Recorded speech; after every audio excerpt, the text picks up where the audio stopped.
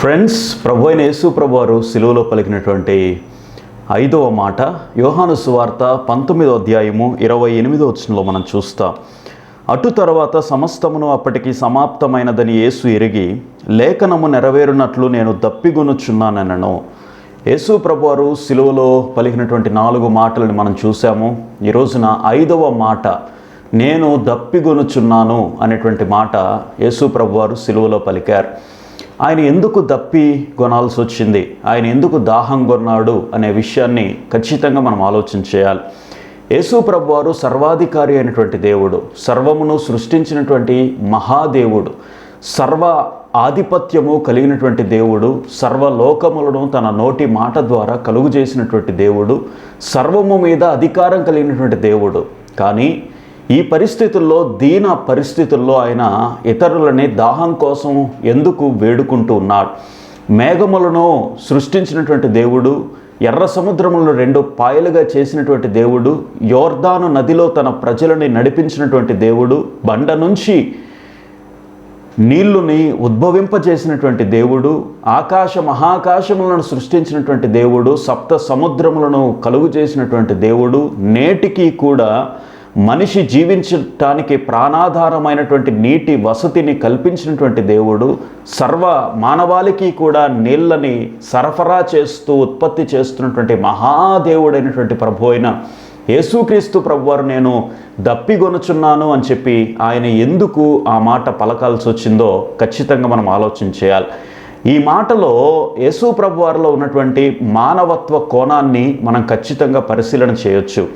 యేసుక్రీస్తు ప్రభువారు ఎవరు అనంటే ఖచ్చితంగా ఆయన దేవుడే, ఆయన సర్వమును కలుగు చేసినటువంటి దేవుడే. కానీ ఈ లోకంలో ఆయన శరీర మాంసములు ధరించుకున్నటువంటి ఒక సామాన్యమైనటువంటి మనిషిగా ఈ లోకంలో జన్మించాడు. సామాన్యమైనటువంటి మనిషిగా శరీర ఆకారమును దేవుడు ధరించుకున్నాడు. ఆయనే ప్రభు అయిన యేసు ప్రభువారు గనుక ఆయన మానవ రూపంలో జీవిస్తున్నటువంటి దేవుడు అని చెప్పి యేసుక్రీస్తు ప్రభువారి యొక్క జీవితం నుంచి మనం నేర్చుకోవచ్చు. కాబట్టి యేసు ప్రభువారు 100% మనిషి, 100% దేవుడు అని చెప్పి ఖచ్చితంగా మనం గమనించాలి. దైవత్వ లక్షణాలు ఖచ్చితంగా యేసు ప్రభువారిలో మనము గమనించవచ్చు. దేవునిలో ఉండాల్సినటువంటి సంపూర్ణమైనటువంటి లక్షణాలు, సంపూర్ణమైనటువంటి దైవత్వ కోణము అంతా కూడా యేసు ప్రభువారిలో మనం గమనించవచ్చు. అంత మాత్రమే కాకుండా శారీరకంగా మానవుడిలో ఉన్నటువంటి లక్షణాలు కూడా సంపూర్ణంగా యేసు ప్రభువారిలో మనం ఖచ్చితంగా చూడొచ్చు. ఎందుకంటే ఆయన యొక్క జీవితాన్ని మనం పరిశీలన చేస్తే యేసు ప్రభువారి యొక్క జీవితంలో మానవునిలో ఉన్నటువంటి లక్షణాలన్నీ కూడా సంపూర్ణంగా మనము గమనించవచ్చు. ఎలాగనంటే మానవుల్లో కొన్ని భావోద్వేగాలు మనకు కనిపిస్తూ ఉంటాయి. మానవుల్లో నిద్ర, ఆహారం కోసం మరి ఆకలి, అలాగే మానవునిలో కనికరము, అలాగే మానవునిలో ఉన్నటువంటి కోపము, ఏడుపు, దుఃఖము, ఇవన్నీ మానవునిలో ఉన్నటువంటి మానవునిలో ఉన్నటువంటి భావోద్వేగ లక్షణాలు ఏవైతే ఉన్నాయో అవన్నీ కూడా ప్రభు అయిన యేసుక్రీస్తు ప్రభువారిలో మనం చూడొచ్చు. అందును బట్టి ఆయన సంపూర్ణమైనటువంటి మానవుడు అనే విషయాన్ని ఖచ్చితంగా మనం గుర్తించాలి. శరీరంలో ఆయన ఉన్నాడు అనే విషయాన్ని ఆయన స్పష్టంగా ఇతరులకు తెలియజేస్తున్నాడు. నేను దప్పిగొనుచున్నాను అనే మాటని ఆయన పలకటం ద్వారా యేసు ప్రభువారు అంత అధికారం కలిగినటువంటి దేవుడై ఉండి ఆ మాట పలికినప్పుడు ఇతరులు ఏ విధంగా స్పందించారు అనంటే అక్కడ కింద ఒక మాట వ్రాయబడింది, చిరకతో నిండి ఉన్న ఒక పాత్ర అక్కడ పెట్టి ఉండెను గనుక వారు ఒక స్పంజి చిరకతో నింపి హిస్సోపు పుడకకు తగిలించి ఆయన నోటికి అందించిరి. చేదైనటువంటి చిరకని అందించారండి. ఆ చుట్టుపక్కల ఉన్నటువంటి వ్యక్తులు కనీసం కనికరం లేకుండా, కనీసం ప్రభువారి యొక్క దాహము తీర్చాలి అనేటువంటి ఒక స్పందన కూడా లేకుండా యేసు ప్రభువారి యొక్క దాహాన్ని ఎలా తీర్చారు అనంటే ఆ చిరక చేదుగా ఉంటుంది. ఆ చేదైనటువంటి చిరకని ఆయన నోటికి అందించడానికి వారు ముందుకు వచ్చారు అనంటే చుట్టుపక్కల ఉన్నటువంటి వారు ఎంత క్రూరులో, ఎంత మానవత్వాన్ని మరిచిపోయినటువంటి వ్యక్తులో మనం గమనించాలి. యేసు ప్రభువారిని సిలువ వేస్తున్నారు అనంటే ఆయన ఏ పాపము చేయకపోయినప్పటికీ కూడా సర్వలోక మానవాళి యొక్క పాపాన్ని ఆయన భరిస్తూ ఆ పాపాన్ని పరిహరించడానికి ఆయన మనందరి పక్షంగా సిలువలో వ్రేలాడుతూ ఉన్నప్పటికీ కూడా ఆ విషయాన్ని గ్రహించినటువంటి చుట్టుపక్కల ఉన్నటువంటి వ్యక్తులు ఆ పరిస్థితులలో చేదైనటువంటి చిరకును అందించడం ద్వారా యేసు ప్రభు వారిని ఎంతగా వారు అవమానపరిచారో కూడా ఖచ్చితంగా మనం గుర్తించాలి. ఇక్కడ యేసు ప్రభు వారు ఎందుకు దాహం కొన్నాడు? ఆయనలో ఉన్నటువంటి మానవత్వ కోణాన్ని మనం చూసాము. యేసు ప్రభువారు దేవుడై ఉండి శరీర రూపంలో ఆయన ఇతరుల కోసం దాహాన్ని వేడుకుంటున్నాడు అనే విషయాన్ని మనం చూసాము. అయితే ఆయన ఎందుకు దాహం కొనాల్సి వచ్చిందో ఖచ్చితంగా మనం గమనించాలి.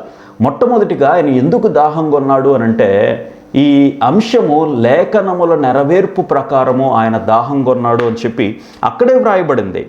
లేఖనము నెరవేరునట్లు నేను దప్పిగొనుచున్నాను. నేను లేఖనము నెరవేరునట్లు అనగా ధర్మశాస్త్ర గ్రంథాలు లేకపోతే పాత నిబంధన గ్రంథాలు ఏవైతే యేసుక్రీస్తు ప్రభువారి యొక్క రాకడను గురించి, ఆయన శిలువ మరణ పునరుద్ధానాల గురించి లేఖనములు చాలా స్పష్టంగా తెలియజేశాయి.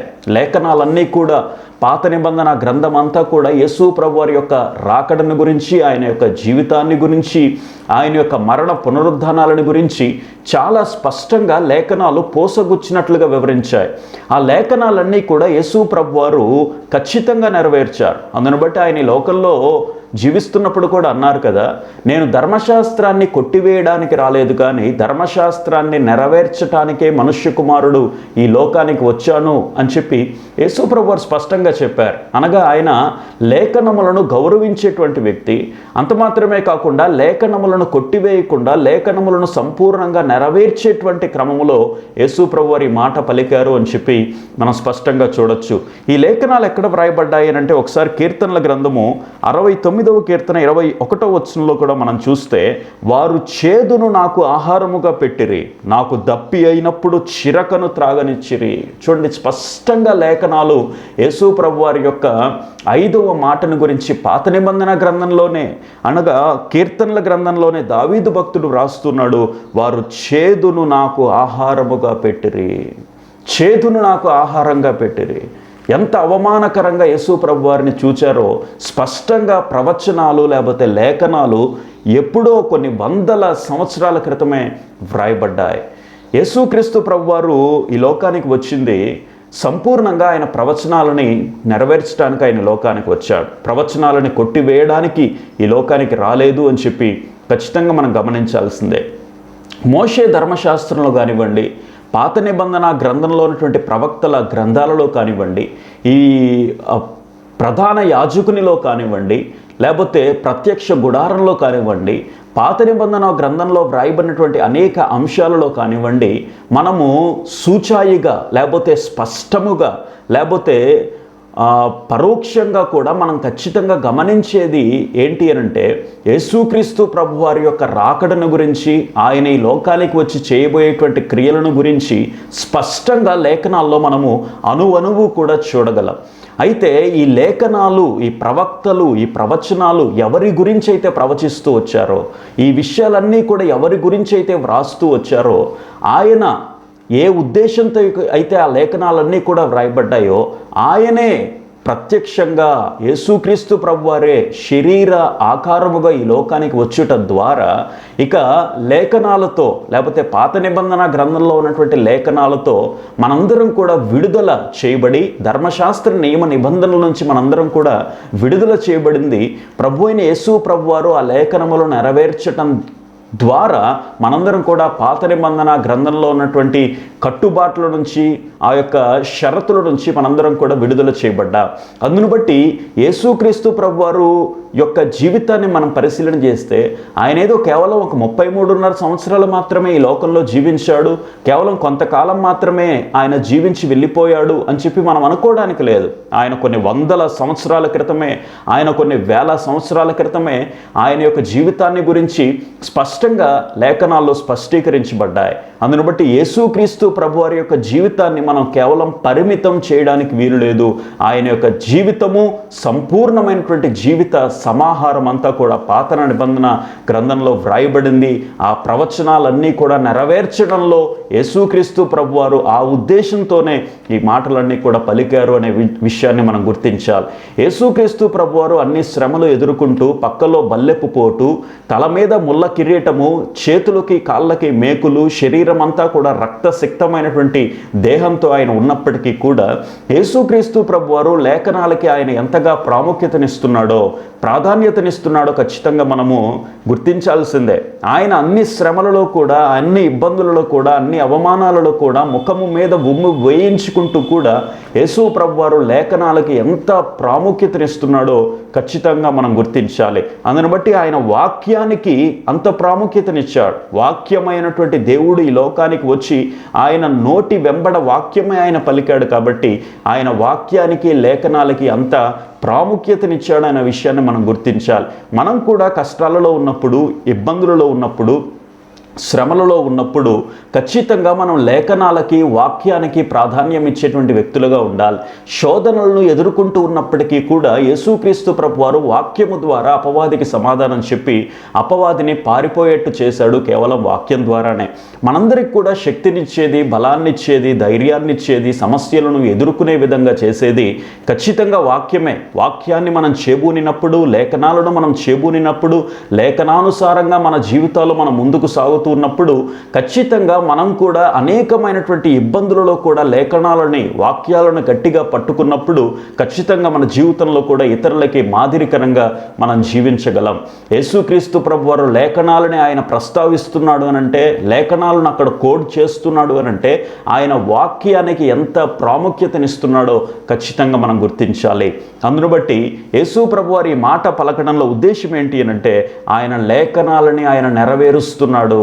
లేఖనాలను సంపూర్ణంగా తన జీవితంలో చివరి ఘట్టము వరకు కూడా ఆయన నెరవేరుస్తున్నాడు అనే విషయాన్ని మనం గుర్తించాలి.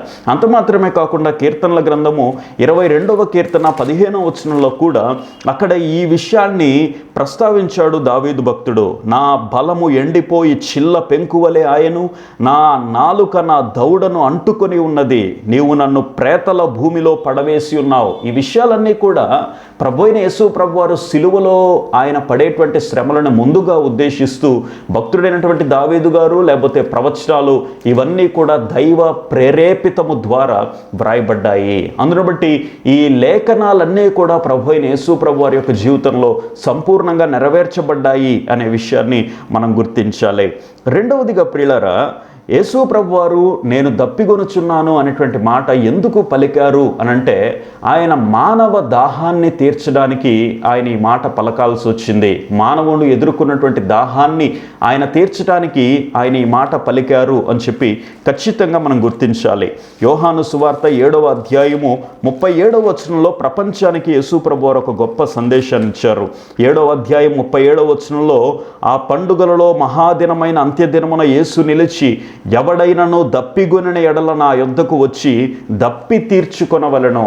ఎవడైనను, హూ ఎవర్ యు ఆర్, ఏ వ్యక్తివైనా, ఏ ప్రాంతానికి చెందిన వ్యక్తివైనా, ఏ కులానికి, ఏ మతానికి చెందిన వ్యక్తిని అయినప్పటికీ కూడా ఎవడైనను దప్పిగొంటే నా యొద్దకు వచ్చి దప్పి తీర్చుకోవాలి అని చెప్పి యేసు ప్రభువారు ప్రపంచాన్ని ఉద్దేశించి ఒక గొప్ప స్టేట్మెంట్ అక్కడ చేయటం జరిగింది.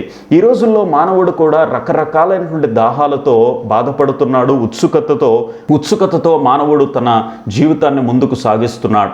రకరకాలైనటువంటి దాహాలు మానవునిలో కనిపిస్తున్నాయి. కొంతమందికి డబ్బు దాహం ఉంది, అధికార దాహం ఉంది, అలాగే కొంతమందికి ధన దాహం ఉంది, ఇల్లు కట్టించాలనేటువంటి దాహం ఉంది, పేరు సంపాదించాలనేటువంటి దాహం ఉంది, అందంగా కనిపించాలనేటువంటి దాహం ఉంది.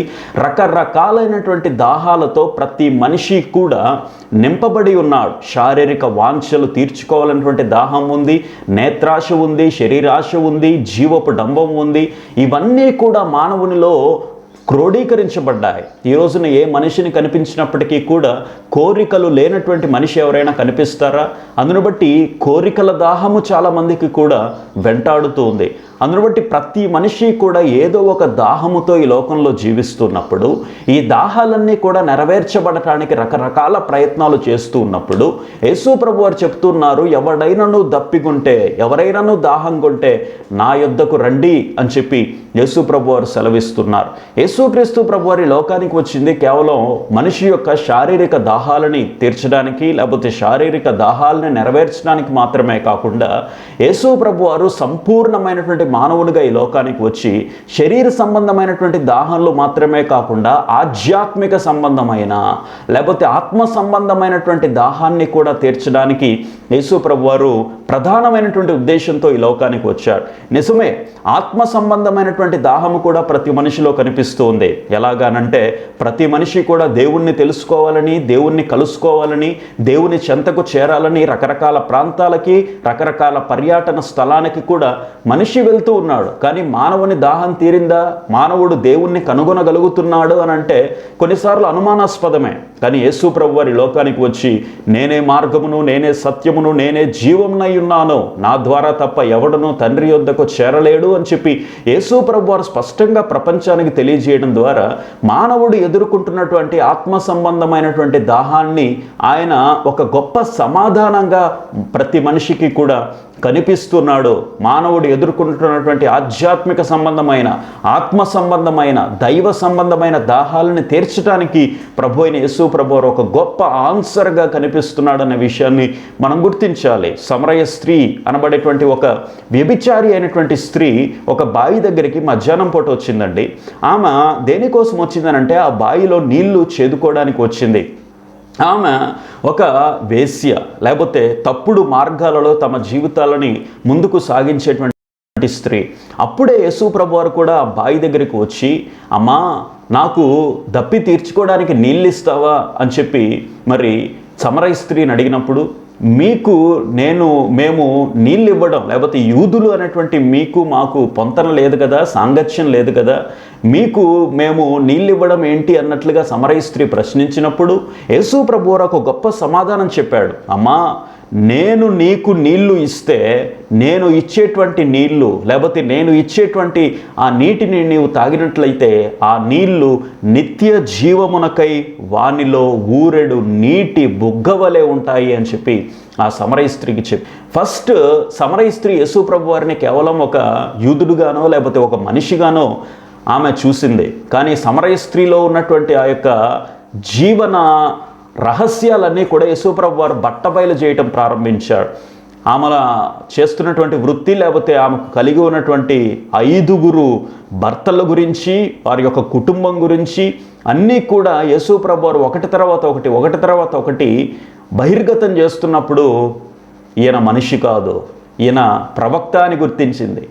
యేసు ప్రభు వారు ఇంకా లోతుగా మాట్లాడుతున్నప్పుడు, ఇంకా ఆమె యొక్క జీవిత విశేషాలను బయటికి తీస్తున్నప్పుడు సమరయ స్త్రీ గుర్తించింది, ఈయనే మెస్సయ్య, లోకాన్ని రక్షించటానికి లోకానికి వచ్చినటువంటి మెస్సయ్య అని చెప్పి సమరయ స్త్రీ గుర్తించింది. అంటే సమరయ స్త్రీ కేవలం శరీర సంబంధమైనటువంటి నీటిని చేదుకోవడానికి ఒక బావి దగ్గరికి వస్తే ప్రభు అయిన యేసు ప్రభు వారు ఆమెతో మాట్లాడాడు, నేను ఇచ్చే నీటిని నీవు తాగడం ద్వారా ఆ నీరు నీకు నిత్య జీవాన్ని కలుగజేస్తుంది. ఆ నీరు నీటి బొగ్గకై ఊరెడు నీటి బొగ్గ వలె ఉంటుంది. అనగా ఆ నీరు ఎండిపోయేటువంటి నీరు కాదు. బహుశా మనం తాగేటువంటి నీరు, ఆ బావిలో ఉబికేటువంటి నీరు ఏదో ఒక రోజున ఎండిపోతుందేమో, కానీ యేసు ప్రభు వారు ఇచ్చేటువంటి ఆ నీటిని తాగడం ద్వారా ఒక మనిషి చనిపోయిన తర్వాత కూడా నిత్య జీవమునకై ఊరెడు, అనగా నిరంతరము కూడా ఆ నీరు ఉంటానే ఉంటుంది. అనగా నిత్య జీవము ఆ నీరు ప్రసాదిస్తుంది. ఆ నీటి ద్వారా మరణం తర్వాత మనిషికి నిత్య జీవము లభిస్తుంది అని చెప్పి యేసు ప్రభు వారు తెలియజేశారు. ఈ రోజున రకరకాల నీరు కోసం, రకరకాల నీటి కోసం, రకరకాల కోరికల కోసం నీవు పరుగులు పెడుతున్నావేమో, కానీ యేసు ప్రభు వారు ఆ రోజున సిలువలో దాహం పొంది దేనికోసము అంటే మనందరి యొక్క దాహాన్ని తీర్చడానికి, నా దాహాన్ని తీర్చి మనందరికీ కూడా మరణము తర్వాత నిత్య జీవము అనేటువంటి ఆ నీటి బుగ్గను చేరుకోవటానికి ప్రభువైన యేసు ప్రభువారు ఆ రోజున సిలువలో ఆయన దాహం గొనాల్సి వచ్చింది అనే విషయాన్ని గుర్తించాలి. ఈ రోజున మనం దేనికోసం దాహం కొంటున్నాం, ఏ విషయాల కోసం దాహం కొంటున్నాం, దేనికోసం మన పరుగు, దేనికోసం మన యొక్క గమ్యము, దేనికోసం మన యొక్క ఆతృత, దేనికోసం మన యొక్క ఆలోచన విధానము. ఖచ్చితంగా యేసు ప్రభు వారు ఈ రోజున మనందరితో కూడా మాట్లాడుతున్నారు. అంత కష్టాల్లో, అన్ని శ్రమలలో ఆయన దాహం కొనాల్సి వచ్చింది. ఎందుకు ఆయన దాహం కొన్నాడు అని అంటే, నీ దాహము నా దాహము ఆయన తీర్చాలి అని చెప్పి ఆయన ఇష్టపడుతున్నాడు. ఈ రోజున శాంతి లేక, సమాధానం లేక, హృదయంలో నిట్టూర్పు లేక, పలికేటువంటి నాథుడు లేక, చాలామంది ఈ రోజున ఒక మూలన కూర్చుని ఎంతోమంది ఏడుస్తున్నారు వెక్కి వెక్కి అని చెప్పి. చాలామందికి తోడు లేక బాధపడుతున్నారు చాలామంది. ఈ రోజున యేసు ప్రభువారు నీతోనే మాట్లాడుతున్నాడు. నీ దాహము, నీ యొక్క సమస్తమైనటువంటి దాహాన్ని తీర్చి యేసు ప్రభువారు నీకు సంపూర్ణమైనటువంటి జీవాన్ని, సంపూర్ణమైనటువంటి తోడుని ఆయన నీకు అనుగ్రహిస్తున్నాడు అనే విషయాన్ని మీరు గుర్తించాలి. యేసు ప్రభువారు ఎందుకు దాహం కొన్నాడు, ఎందుకు దాహం కొనాల్సి వచ్చింది అని అంటే, ఖచ్చితంగా మన దాహాన్ని తీర్చాలి అని చెప్పి ఆయన యొక్క ఉద్దేశం. మూడవదిగా ఎందుకు ఈ మాట పలికారు, యేసు ప్రభువారు ఎందుకు నేను దప్పికొనుచున్నానటువంటి మాట ఎందుకు పలకాల్సి వచ్చిందో మూడవ విషయాన్ని మనం చెప్పుకొని మనం ముగించుకుందాం. మానవుడు నరక బాధ నుంచి తప్పించుకోవడానికే యేసు ప్రభువారు ఈ మాట పలికారు. మానవుడు చనిపోయిన తర్వాత రెండు మార్గాలు ఉన్నాయి. ఒకటి పరలోకం, రెండవది నరకం. ఏ వ్యక్తి అయినా కానీ కుల మతాలకు అతీతంగా, అధికారాలకు అతీతంగా, ఆస్తులకు అతీతంగా, హోదాలకు అతీతంగా, పేరుకు అతీతంగా ప్రతి వ్యక్తి కూడా మరణించిన తర్వాత రెండు స్థానాలకు వెళ్ళాలి, పరలోకం, నరకం. పరలోకానికి వెళ్ళాలంటే ఒక మార్గం ఉంది, నరకానికి వెళ్ళాలంటే కూడా ఒక మార్గం ఉంది. అయితే మనిషి మరణించిన తర్వాత పరలోకానికి వెళ్ళాలి అంటే ఏం చేయాలి అనంటే, బైబిల్ సెలవిస్తుంది, యేసుక్రీస్తు ప్రభువారిని విశ్వసించి పాప క్షమాపణ పొంది, మారు మనస్సు పొంది, నూతన జీవితాన్ని పొందినటువంటి వ్యక్తి ఖచ్చితంగా పరలోకంలో ప్రవేశిస్తారు. ఆ పరలోకంలో నీరు కొరకు దాహము అనేది ఉండదు, ఆకలి కేకలు ఉండవు, ఆకలి దప్పులు కూడా ఉండవు. పరలోకంలో ఏముంటుందంటే, సంపూర్ణంగా దేవుణ్ణి కీర్తించటం, ఆయన మహిమను ప్రస్తుతించటం, ఇవే పరలోకంలో ఉంటాయి తప్ప శరీర సంబంధమైనటువంటి ఆకలి దప్పులు కూడా అక్కడ ఉండవు. అయితే మనిషి మరణించిన తర్వాత మరొక స్థలం ఉంది, ఆ స్థలం పేరు నరకం. ఆ నరకంలో ఆకలి దప్పులతో మనుషులు అల్లాడిపోతూ ఉంటారు, కేకలు వేస్తూ ఉంటారు, పండ్లు కొరుక్కుంటూ ఉంటారు. ఆ యొక్క నరక బాధ తట్టుకోలేకపోతూ ఉంటారు. అగ్ని ఆరదు, పురుగు చావదు వంటి ఆ మహాభయంకరమైనటువంటి శ్రమలలో యేసు ప్రభువుని విశ్వసించకపోతే మనిషి కాలిపోవాల్సిందే. ధనవంతుడేమో నరకంలో వేయబడ్డాడు, పేదవాడేమో పరలోకంలో వేయబడ్డాడు. లోకంలో అన్ని పరిస్థితులు అనుభవించినటువంటి ధనవంతుడేమో నరకానికి వెళ్ళాడు. ఏమీ లేనటువంటి దిక్కులేని చావు చచ్చినటువంటి లాజరు అయితే పరలోకంలో ఉన్నాడు. అబ్రహాము రొమ్మున ఆనుకున్నటువంటి ఈ యొక్క లాజరు దప్పిక లేదు, దాహం లేదు. కానీ ఈ ధనవంతుడైతే నరకంలో బాధను, దాహాన్ని అనుభవిస్తూ అబ్రహామును వేడుకుంటున్నాడు. ఆ లాజరు యొక్క చేతి వేలి క్రొనను కొంచెం ఆ నీటి బొట్టు ద్వారా నా యొక్క దాహాన్ని తీర్చడానికి అవకాశం ఇవ్వవా అని చెప్పి వేడుకుంటున్నాడు.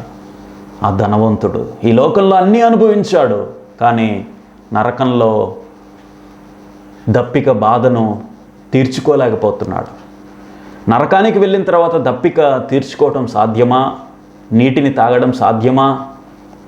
దప్పిక లేకుండా ఉండడం సాధ్యమా? సాధ్యం కాదండి.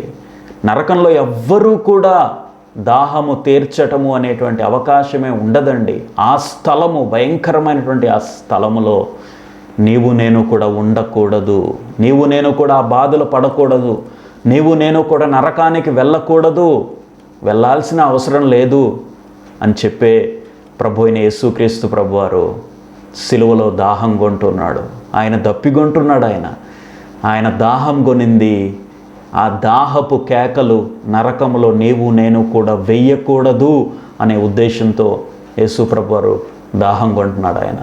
సిలువలో యేసు ప్రభు వారు దాహం కొనకపోయి ఉండుంటే, సిలువలో యేసు ప్రభు వారు దాహపు కేక వేయకపోయి ఉండుంటే, సిలువలో యేసు ప్రభు వారు మరణించి ఉండుండకపోతే నీవు నేను కూడా ఆ నరకంలో దాహపు కేకలు వేయాల్సినటువంటి వారమే. కానీ అవసరం లేదు. నీవు నేను కూడా నరకంలో బాధలు పడాల్సిన అవసరం లేదు. నీవు నేను కూడా నరకంలో దాహపు కేకలు వేయాల్సిన అవసరం లేదు. ఎందుకోసమోనంటే ప్రభు అయిన యేసు ప్రభు వారు సిలువలో దాహం కొన్నాడు కాబట్టే. ఆ నరకపు శిక్ష నుంచి, ఆ నరకపు బాధల నుంచి, నరకపు వేదనల నుంచి మనల్ని అందరినీ కూడా తప్పించటానికి యేసు ప్రభు వారు సిలువలో దాహం కొన్నాడు, దప్పిగొన్నాడు అనే విషయాన్ని మనం గుర్తించాలి. ఆ నరక బాధను తప్పించుకోవాలి అంటే ఏం చేయాలి అంటే సిలువలో ప్రాణం పెట్టినటువంటి, మనందరి కోసం సిలువలో రక్తాన్ని చిందించినటువంటి, మనందరి పక్షముగా పాపముగా చేయబడినటువంటి ప్రభు అయిన యేసు ప్రభువునందు విశ్వాసం ఉంచటం ద్వారా, అంగీకరించటం ద్వారా మనందరం కూడా నరక బాధ నుంచి, నరక వేదన నుంచి మనందరం కూడా తప్పించబడతాము, బదిలీ చేయబడతాము. ఎక్కడికేనంటే పరలోక రాజ్యానికి. అక్కడ ఆకలి దప్పికలు లేనటువంటి మహిమ రాజ్యానికి మనందరం కూడా చేరతాం, ప్రభు అయిన యేసు క్రీస్తునందు విశ్వాసం ఉంచడం ద్వారా. ఈ రోజున యేసు ప్రభు వారు ఎందుకు దాహం కొన్నాడు, ఎందుకు దప్పికొన్నాడు, ఎందుకు ఆయన వేదనలు పడ్డాడు, ఎందుకు ఇబ్బందులు పాలయ్యాడు, ఎందుకు అవమానాలు పొందాడు, ఎందుకు ముఖం మీద ఉమ్ము వేయించుకున్నాడు, ఎందుకు దాహము కొని కనీసం దప్పిక కూడా తీర్చుకోలేనటువంటి దీన పరిస్థితి యేసు ప్రభు వారు ఎందుకు వచ్చింది? 3 విషయాలు మనం చూసాం. లేఖనాలను ఆయన నెరవేర్చడానికి, మానవుని దాహాన్ని తీర్చడానికి, అలాగే నరక బాధను, నరక వేదనను తప్పించడానికి యేసు ప్రభు వారు దప్పికొన్నారు. ఈ మాటను మనందరం కూడా ఆలోచన చేయాలి. నేను దప్పికొనుచున్నాను అని చెప్పి యేసు ప్రభు వారు పలికారు. ఈ రోజున కూడా యేసు ప్రభు వారు దప్పికొంటున్నా ఉన్నాడు. దేనికోసం ఆయన దప్పికొంటున్నాడు అని అంటే ప్రతి ఆత్మ కూడా రక్షించబడాలి, ప్రతి ఆత్మ కూడా పరలోకంలో చేరాలి, ప్రతి ఆత్మ కూడా మారు మనస్సు పొందాలి, పాప క్షమాపణ పొందాలి అని చెప్పి యేసు ప్రభు వారు దప్పికొంటున్నారు. సిలువలో యేసు ప్రభు వారి యొక్క దప్పిక తీర్చడానికి చేదు చిరకను అందించి యేసు ప్రభు వారిని అవమానపరిస్తే ఈ రోజున యేసు ప్రభు వారు కూడా దప్పికొంటున్నారు. ఆత్మల రక్షణ కోసం ఆయన దప్పికను తీర్చాల్సినటువంటి బాధ్యత నీ మీద, నా మీద కూడా ఉంది. ఆయన దప్పికను మనము ఏ విధంగా తీరుస్తున్నాము? ఆత్మలను రక్షించటానికి నీకు నాకు కూడా దేవుడు ఒక గొప్ప అవకాశాన్ని ఇచ్చాడు. ప్రజలని దేవుని చెంతకు నడిపించటానికి దేవుడు నీకు నాకు కూడా అవకాశాన్ని ఇచ్చాడు. ఆయన దప్పికను తీర్చడానికి మనం ముందుకు సాగిపోతూ ఉన్నామా, లేకపోతే ఇంకా ఇంకా ఇంకా యేసు ప్రభు వారిని ఆ దప్పికలోనే ఆత్మలను రక్షించకుండా ఆయన యొక్క దప్పికకు కారణమవుతున్నామా అనే విషయాన్ని మనం గుర్తించి ఒక్కసారి మనల్ని మనం పరిశీలన చేసుకొని ఆయన ఏ ఉద్దేశంతో అయితే దప్పికొన్నాడో, దాహం కొన్నాడో, ఇప్పటికీ కూడా దాహం కొంటున్నాడో గ్రహించి మనందరం కూడా మన ఆధ్యాత్మిక జీవితంలో ముందుకు సాగిపోదాం. చిన్న ప్రార్థన. పరిశుద్ధుడా, జీవం కలిగిన తండ్రి, నాయనా, సిలువలో మీరు పలికినటువంటి 5వ మాట, నేను దప్పికొనుచున్నాను. ఎందుకు దప్పికొన్నారు నాయన? మీరు లేఖనములు నెరవేర్చడానికి, మానవుని దాహము తీర్చడానికి, నరక బాధ నుంచి మనిషిని తప్పించడానికి మీరు దప్పికొన్నారు తండ్రి. మీకు స్తోత్రాలు చెల్లిస్తున్నాము నాయన. మీరు సిలువలో దప్పికొనడం ద్వారా మాకు జీవజలం వచ్చింది, నిత్య జీవం వచ్చింది ప్రభువ. మా అందరికీ కూడా ఒక గొప్ప నిరీక్షణ వచ్చింది. సిలువలో మీ మరణ పునరుద్ధానాల ద్వారా మాకు దప్పిక లేనటువంటి పరలోక రాజ్యాన్ని స్వతంత్రించుకునే అవకాశం లభించింది తండ్రి. మీకే స్తోత్రాలు చెల్లిస్తూ, ఇంత మంచి సమయాన్ని ఇచ్చినటువంటి మీకే స్తోత్రాలు చెల్లిస్తూ, ఈ కార్యక్రమాన్ని వీక్షించిన ప్రతి ఒక్కరిని కూడా మీరే దీవించమని, ఆధ్యాత్మిక మేలులతో మీరు నింపమని ప్రార్థన చేస్తూ, మా ప్రభువును ప్రియరక్షకుడైన యేసుక్రీస్తు నామములో ప్రార్థిస్తున్నాము తండ్రి. ఆమేన్.